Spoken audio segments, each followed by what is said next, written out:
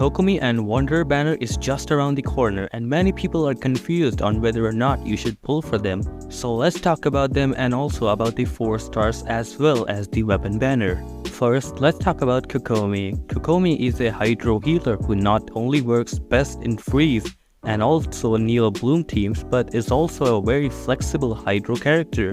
Aside from Xingqiu, she has many teams like Freeze, Virgin, Hyper Bloom, etc. She is fairly easy to build since all you need to do is stack a bunch of HP artifacts on her, and she has great F2P weapons like the Thrilling Tails. Overall, if you have a Ayaka or if you run a Freeze or Dendro team, then by all means you should go for Kokomi.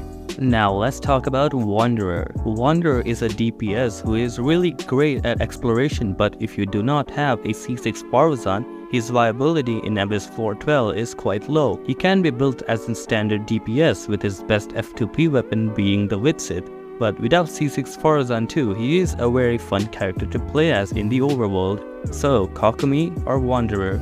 For clearing the Abyss efficiently, Kokomi is better, whereas if you want to have fun in the overworld, Wanderer is better, so it's up to your playstyle. Now let's talk about the 4 stars in the banner. Yanfei generally is an average DPS, not good, not bad. That too at C6 requires investment on top of that.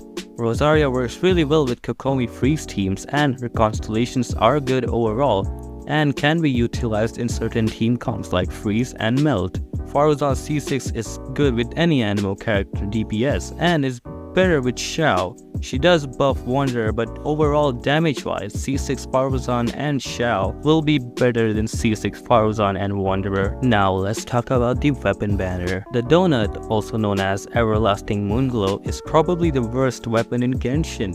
It has a HP substat which is fine, but the passive is not that great too. You're better off going with the 3-star Thrilling Tails, so the Donut is not recommended.